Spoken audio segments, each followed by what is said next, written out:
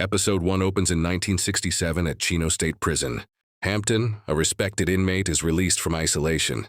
His cellmate Rudy encourages him to find faith, which he does after a strange tale involving a bully's death by spoon. 2 years later, Hampton is about to be released and focused on selling his invention, a self-sharpening drill, to Rocket Corp. But on release day, things go sideways. A pipe bursts, Rudy is stabbed, and Hampton's Bible is ruined. Still, he's freed on time. Home life is challenging. With Astoria a distant place and broken sons, Einstein and Harrison, Hampton hopes to improve things, seeking Manny from Rocket Corp., but he turns out to be a janitor. Also, Hampton owes $2,000 to Prevost brothers, crime bosses, and faces repayment within 2 weeks. Episode 2 flashes back to the Prevost brothers' rough upbringing. Raised by a harsh father after their mother left, the 7 brothers bonded over hardship and turned to crime. The youngest, Jean-Guy, shared time in prison with Hampton and was behind the riot. Now he offers to pay Hampton's debt in exchange for the drill. Hampton refuses.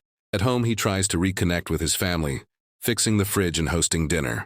Bootsy suggests robbing a temple with the drill, but Hampton declines.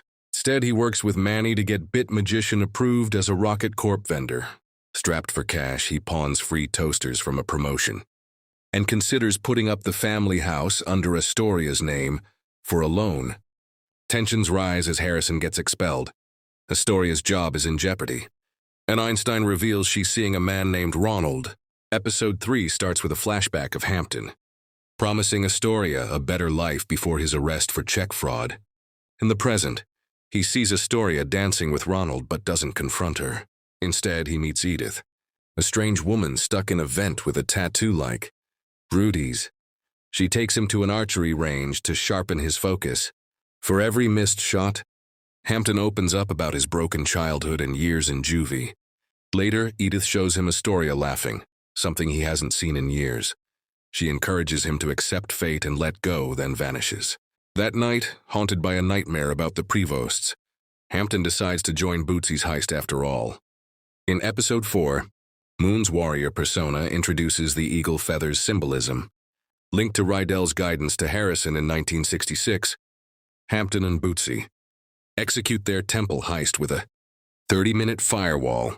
Astoria rediscovers her potential, while in Burrow Flats, Harrison steals an eagle feather disguised as an extra in a movie set.